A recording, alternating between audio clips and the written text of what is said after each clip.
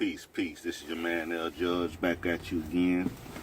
You know what I'm saying? I got a nice little Bronson and B.st story and shit. You know what I'm saying? And this is a true story. You know what I'm saying? This a story about bullying gone wrong. Now just keep up with the story. You'll see what I'm talking about. Okay, now. Back in the days, it's back in the 70s and shit, man. It's back when me, Sam, Sharky, we was running, and we was like this. You know what I'm saying? You couldn't divide us for nothing. You know what I'm saying? When we was getting into it. Anyway, let's get to the story, though. Back in the days, man, there was a brother by the name of Paine. Y'all know who I'm talking about. All right, now, Paine, man, you know, like, he turned out to be a big, giant dude, man. But, man, back in the days, man, Paine really wasn't that big of a dude, man. He was kind of like a small little dude back in the day. You know what I'm saying? And, you know, he used to live over there and back over there off of Stickney. Over there and back over there by Tommy's, which later on became In and Out, the store, which now is a motorcycle shop. Motorcycle club, rather. Okay. Well, anyway, man, Tony Paine, man, he was a cool dude with us, you know what I'm saying? We ain't never messed with him. He was older than us, man, you know what I'm saying?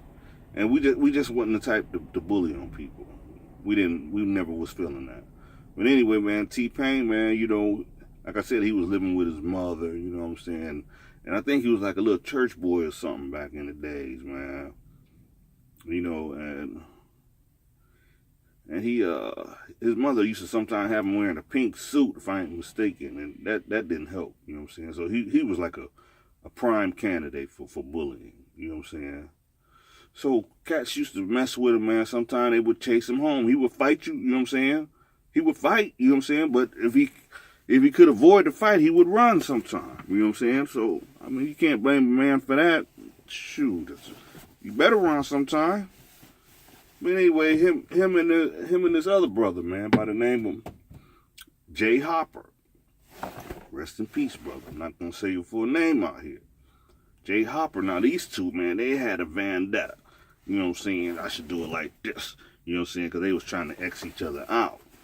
You know what I'm saying? Going, you know what I'm saying? Back and forth.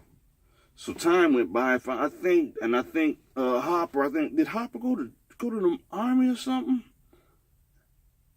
I think Hopper went to the army and came back. And when he came back, Paine was a giant. Now, let me tell you how Paine became a giant. This is crazy. Crazy. Man, that saying, milk does the body good? Man, I don't know about all that, but I know what I saw. Man, Tony Paine, man, he got tired of being bullied, so he had like a little raggedy-ass weight set that I think he used to have in front of his house. And so he used to work out, and he used to be drinking milk. You see him walking down the street with a whole gallon of milk. Next thing you know, man, dudes start getting big.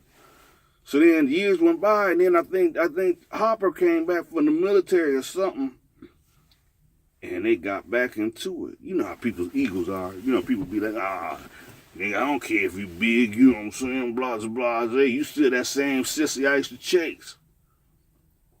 It wasn't going down like that this time. So, one day, I'm sitting I'm at my mama's house right there on St. John. I had a clear view of Bronson and B.st, so I could always look out my window upstairs and know who was on the corner over there. I'm starting to know out. So one day I'm looking out and I'm noticing a commotion looking out the kitchen door. I'm like, what the hell's going on over there?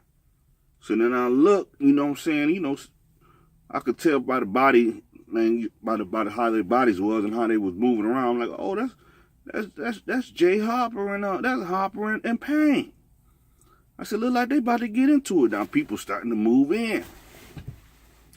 I start to walk. I said, let me go over here. I start walking across the field.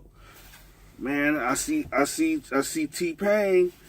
He opened up his arms like a doggone, like an eagle. He locks around John Hopper, grab him around the shoulders and everything. He grabbed him, woo, bam, he dumped him so hard, man, it sounded like a brick hit the doggone ground. And I was just crossing by the part where the Allison's house was. Because I was like, I think I was eating on a sandwich or something.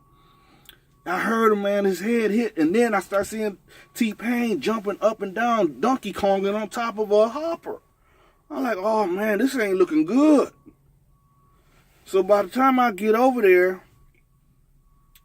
I'm hoping I ain't see nothing real bad, man. I get over there, man, Hopper, he laid out on the ground, man, and he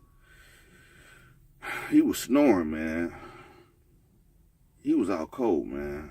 There was some other details to it, but I'm not gonna go into it, man. But if you ever seen somebody get knocked out, man, the whole shebang, he went through the whole shebang, the body functions and everything. He was out cold. That was some of the most crazy shit I ever seen. But anyway, let's continue the story. All right, so time went by, and we had heard of T-Paine getting into incidents again with other people, and he did the exact same thing.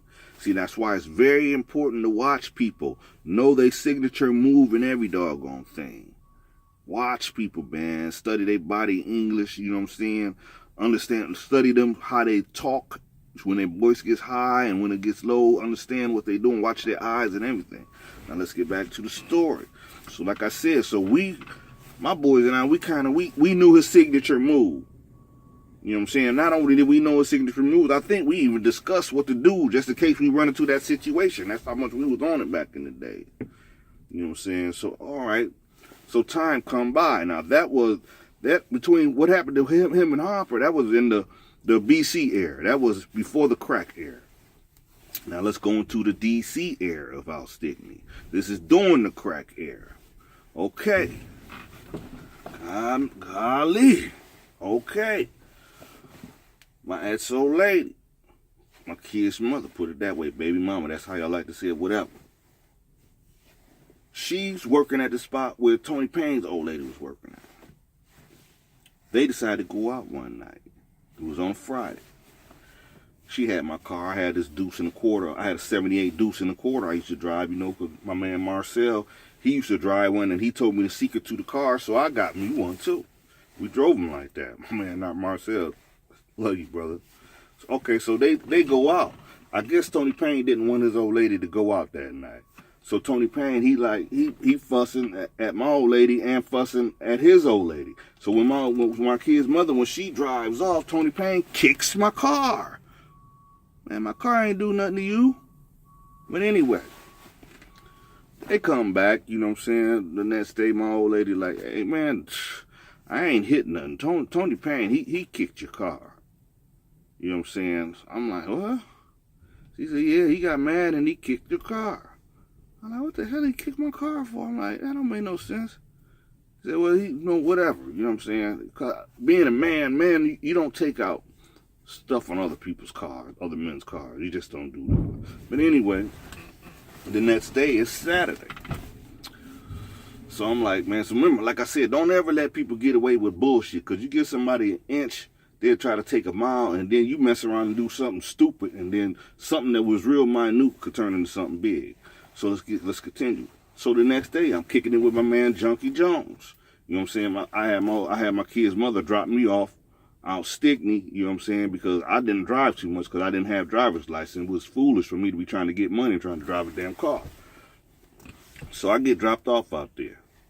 Me and Junkie Jones, I don't know where we going, but we walking up toward Tall, Texas, up toward Stickney. We probably was going to get something to eat. I don't know.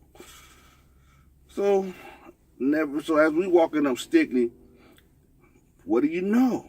Here come Tony Paine. Now, like I said, I wasn't mad or nothing, you know what I'm saying? But I got to confront him. You know what I'm saying? I ain't going to act like I wasn't scared of Tony Paine. This is Tony Paine we talking about. But I got to confront him. You can't let nobody get away with that bullshit. Okay. So I'm like, man, I walk up, I'm like, man, Tom, man, what you doing kicking my car, man? Blah, blah, blah. He like, oh, man, little Max and all they was something about it. And then all of a sudden I noticed he stepped back. He stepped that right foot back. He getting on his pivot. So I dipped my chin in like, you know, just a natural thing. I don't know why. I mean, maybe from Sammy trying to fight my ass, knocking my ass out back in the day. Anyway, I dipped my chin in. So I put my right foot back. I'm like, I know this nigga ain't, excuse me, I know he ain't trying to do something. So then here it comes. He throws his eagle wings out. I'm like, oh man, I'm in it now. So I step into him, throw my arms up just like this here. He grabs me around my rib cage. He missed. He didn't get the target that he wanted to go.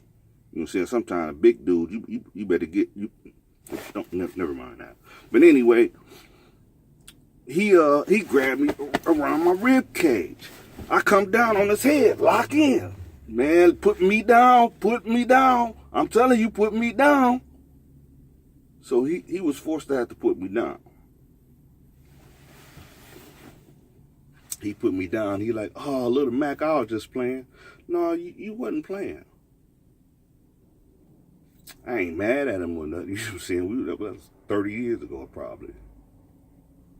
But look, this is what. Let's get to the point. Now, the point I'm trying to make here is, man, dude, you got to watch everything while you out here in this world, and don't take anybody for granted.